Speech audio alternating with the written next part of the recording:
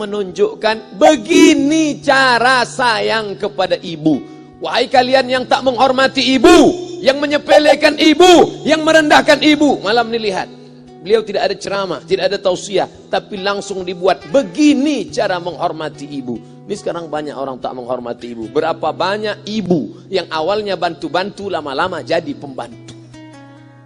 Dulu dia tidak tarawih, kenapa? Karena kita menangis merengek di rumah. Sekarang di hari tuanya dia tidak tarawih juga. Kenapa? Dia menjaga cucunya.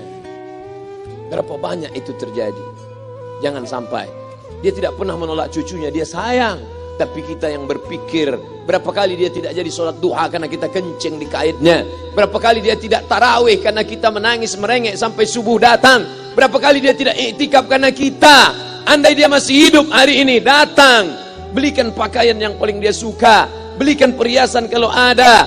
Andai tidak cium tangannya, tapi yang sudah meninggal dunia, jangan lupa kau doakan Rabbil firli wali walidayya warhamhuma kama rabbayani shaghira. Berdoa pun kau tak mau, apalagi yang akan kau bawa menghadap Allah Subhanahu wa taala. Meregang nyawa dia melahirkan engkau. 9 bulan 10 hari kau menumpang di perutnya. 2 tahun kau menyusu, melahirkan, menetes darahnya dalam badanmu. Andai kau gendong dia dari Palembang, jangan sebut Palembang lah Pak Ustaz, dari Pekanbaru Riau, kau gendong dia sampai ke Makkah, kembali lagi, belum tentu dapat menebus satu teriakannya saat melahirkanmu. Lalu apa yang bisa kau lakukan? Datang seorang ibu pergi ke tempat servis HP. Nak, tolong anak lihatkan HP saya rusak kayaknya. Dia periksa, ini enggak rusak Bu. Terus memang anak ibu enggak nelpon. Kenapa kau tidak telepon? Datang dia ke rumah anaknya. Nah, ibu enggak ada uang mau buka puasa, bisa minjam 100.000. Apa kata si anak? Sebentar ya Ma, aku tanya istriku dulu. Ini Ustaz dapat dari mana? Ada yang kirim WA grup. Jadikan ibumu seperti raja, maka rezekimu akan diberikan Allah seperti rezeki raja-raja. Bukan hadis, dapat dari grup WA. Ini ibu minta terus sholat tarawih, tapi sang anak sudah tidak bisa. Aku mau hentikan saja sholat tarawih ini, karena mau buat tenda ini tidak bisa. Tiangnya bambu, sudah bocor. Kita stop saja sholat tarawih bersama ini. Apa kata si ibu? Buatlah sholat tarawih terus, nanti Allah akan berikan engkau gedung yang besar. Dengan gedung besar itu kau akan tetap sholat tarawih. Mana gedung besar itu? Inilah dia gedung besar. Langsung dikabulkan Allah Subhanahu wa taala. Karena setelah Allah langsung orang tua. Wa qadara rabbuka alla ta'budu illa iyyah. Allah sudah wajibkan engkau menyembah Allah. Setelah Allah, wa bil walidaini ihsana. Kedua orang tua. Jangan kau lawan ibumu. Kayak anak-anakku, jangan kau lawan ibumu. Karena kau lawan ibumu, kau tak pernah mencium kebahagiaan. Walaupun hartamu banyak, kau akan berenang dalam air mata penderitaan sampai kematian datang. Ada pezina hidup di dunia senang, ada pecandu narkoba hidup di dunia senang, tapi orang yang durhaka tetap dapat dosanya dibalas Allah di akhirat. Di dunia coba dapat. Ustaz, kalau di akhirat dapat, di dunia dapat, untuk apa lagi di dunia? Yang di dunia itu DP-nya. Nanti di akhirat akan kau dapatkan cashnya. Oleh sebab itu jangan main-main dengan ibu. Datang seorang laki-laki, ya Rasulullah, izinkan aku mati syahid. Karena orang yang mati syahid itu tidak akan merasakan sakratul maut illa kal qars, seperti cubitan pada tangan. Izinkan aku mati syahid, karena kalau aku mati syahid tidak akan ada azab kubur. Izinkan aku mati syahid, karena kalau aku mati syahid tidak akan ada hisab, langsung masuk surga. Nabi bertanya, alaka min ummin, ibumu masih hidup? Ibumu ada di rumah? Ya. Ilzam rijlaiha fathammal jannah, urus tapak kakinya, akan kau dapati surga di sana. Tak perlu kau mati syahid, tapak kakinya kau urus, kau dapati surga di sana. Kalau tapak kakinya kau urus dapat surga, apalagi kau urus kepalanya, apalagi kau urus badannya. Pulang dari sini, urus ibumu, mandikan dia, belikan pakaian yang baik, cari makanan kesukaannya. Kalau dia sudah meninggal, maka kau datang ke sana, langsung dapat tisu. Bapak Ibu yang dimuliakan Allah Subhanahu wa taala. Ini Ustadz suaranya menggelegar nih, marah apa? Enggak, saya tak marah. Terus dikasih Haji Alim buka nasi kuning tadi, makanya suara menggelegar. masukkan Pak Kapolda daging sama ayam 3. Masya Allah, ini kari Palembang nih Pak Ustaz. Mantap, menggelegar suara kita di rumah. Bapak Ibu yang dimuliakan Allah Subhanahu wa taala, datang seorang laki-laki, kata Nabi sallallahu alaihi wasallam, nanti akan ada laki-laki yang datang kemari minta doanya, doanya kabul. Sahabat heran, kami yang hidup sama Nabi, kami yang perang sama Nabi, kami yang jihad sama Nabi, kenapa mesti minta doa dia? Dia tidak pernah ketemu Nabi. Pokoknya nanti kalau dia datang, minta doa sama dia. Setelah Nabi SAW meninggal, barulah dia datang. Orang itu bernama Uwais Al-Qarni. Kenapa doanya makbul? Dia merawat ibunya. Kalau ibumu kau rawat, doamu dikabulkan Allah Subhanahu wa taala. Apa yang kita lihat malam ini adalah buah bakti kepada seorang ibu. Ya Rasulullah, man ahaqqun nas bi husni sahabati? Siapa yang paling layak mendapatkan baktiku? Ummuka. Siapa lagi? Ummuka. Siapa lagi? Ummuka. Ibumu, ibumu, ibumu. Thumma man? Siapa lagi? Abuka. Kami, Ustadz, Jenderal Bintang 5, alim ulama, kami hanya dapat 1, sedangkan kalian ibu dapat 3. Ibumu, ibumu, ibumu. Kenapa ibu dapat 3? Karena ibu bisa melakukan 3. Ibu mengandung, ibu melahirkan, ibu menyusukan. Kalau bapak mau dapat 3, coba yang 3 ini. Pulang dari sini, pergi ke tempat jual kelapa muda, beli 1. Jangan dibelah, ikat di perut 9 bulan 10 hari. Kalau mau merasakan melahirkan, pulang dari sini, pergi ke tempat jual mangga. Telan bulat-bulat, keluarkan bulat-bulat. Emang enak jadi perempuan. Mereka luar biasa. Tanya ibumu, berapa kali dia meninggalkan puasa Ramadan? Saat mengandung engkau, 30 hari dia tak puasa. Saat menyusukan tahun pertama, 30 hari dia tak puasa. Saat menyusukan tahun kedua, 30 hari dia tak puasa. Saat dia mau ganti qadha tahun berikutnya, adik mau menyusul.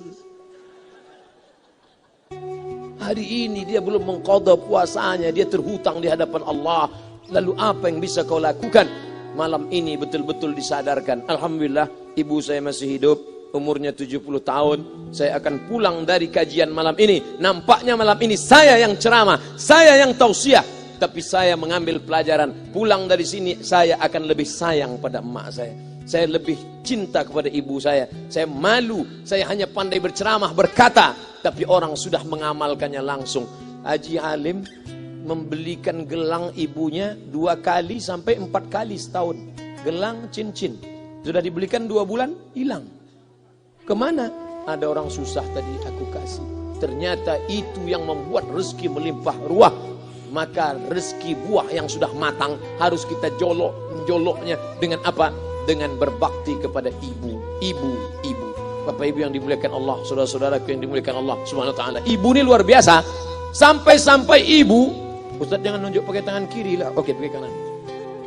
Ibu, andai ngomong ibu salah, tetap dikabulkan Allah Subhanahu wa taala. Ada seorang ibu memanggil anaknya, "Ya Juraij, wahai Juraij." Anaknya sedang beribadah. Ibadah pada Allah atau nyambut ucapan ibu? Allah lebih mulia, dia diam. "Ya Juraij." Dia tetap diam. "Ya Juraij." Dia tetap diam. Dia tidak jawab seruan ibunya. Sampai akhirnya ibunya berkata, apa kata ibunya? "Allahumma la tumitshu hatta turihi wujuhal mumisat." Jangan matikan Juraij sebelum matanya melihat wanita, maaf, tunasusila. Jangan matikan Juraij sebelum matanya melihat wanita tunasusila, WTS PSK, orang nakal, orang jahat. Tidak mungkin ahli ibadah matanya melihat orang jahat. Tapi takdir berkata lain. Tak lama setelah ucapan sang ibu, ada seorang WTS PSK hamil. Tidak diketahui suaminya, ditangkap, ditanya, "Siapa yang menghamilimu?" Apa kata si perempuan? "Yang menghamiliku adalah Juraij." Sampai Juraij ketika difitnah, perempuan wanita susila itu ditanya, "Siapa yang menghamilimu?" Ternyata dia berkata, "Juraij." Akhirnya mereka menangkap Juraij. "Juraij, ternyata engkau selama ini pura-pura saja menjadi pelaku ibadah. Engkau ternyata sudah menghamili perempuan ini." Mereka menghancurkan tempat ibadah Juraij. Tapi kemudian Juraij sabar.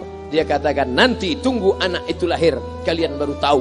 Setelah tak lama anak itu pun lahir dan mereka bertanya, Mereka bertanya kepada anak kecil yang belum bisa bicara, "Ya gulam, wahai anak kecil, man abuka? Who is your father?" Siapa bapakmu? Hai anak kecil, siapa bapakmu? Juraij menusuk pusar anak itu dengan telunjuknya. Dia mau tunjukkan kepada orang ramai bahwa dia tidak salah, dia tidak pezina, dia tidak melakukan perbuatan dosa. Ya gulam, hai anak kecil, man abuka? Siapa bapakmu? Apa kata anak kecil itu? Ko-boy. Ko sapi, boy penjaga sapi, pengembala sapi. Bapakku pengembala sapi. Barulah orang Yahudi tahu ternyata ra'il ghanam yang menghamili PSK perempuan jahat tadi adalah penggembala sapi. Lalu kenapa fitnah itu terjadi? Allah mengabulkan doa si ibu sebelum Juraij mati. Matanya pernah melihat wanita tuna susila. Oleh sebab itu ibu jangan sampai kalau marah sama anak memanggil anak dengan kata-kata yang tak baik. Setan, hantu. Kalaupun marah panggil dia, calon wali kota. Sini sebentar. Kalau marah betul, calon gubernur. Sini sebentar. Doa ibu dikabulkan Allah Subhanahu wa taala. Saya setahun setiap bulan Februari ceramah di Kuala Lumpur seminggu. Kuala Lumpur, Selangor, Sarawak, Kuching, kemudian Malaka, Ipoh, Negeri Sembilan. Ketika saya tausiah datang ibu-ibu makcik Malaysia. Assalamualaikum. Waalaikumsalam. Ustaz Somad. Ya.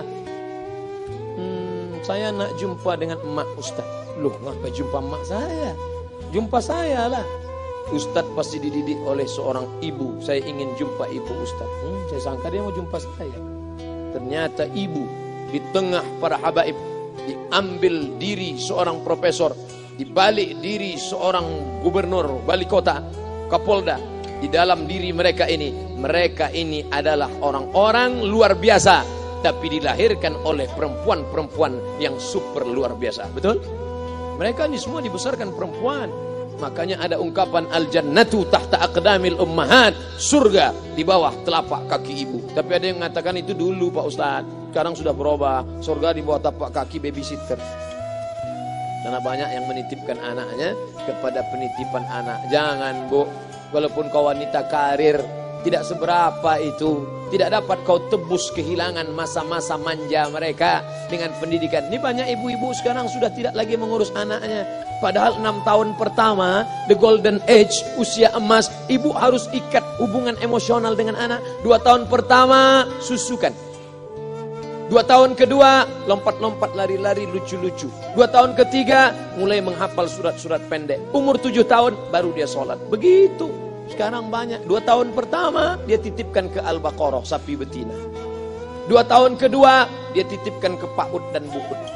2 tahun ketiga, dia titipkan ke TK. Akhirnya anak putus kontak.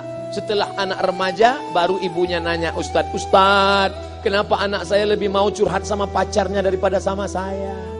Karena anak sudah lost contact, putus hubungan dengan ibu.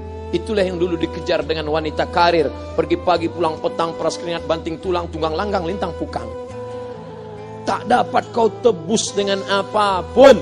Oleh sebab itu, kalau kau sayang kepada mereka, besarkan mereka. Nanti setelah dia SMP, kau tetap bisa berkarir, tetap bisa apapun. Tapi usia emas ini tetap jaga mereka. Di balik anak-anak yang luar biasa, ada ibu yang luar biasa. Di mana letak ibu luar biasa itu? Inilah dia, ibu-ibu semua insya Allah.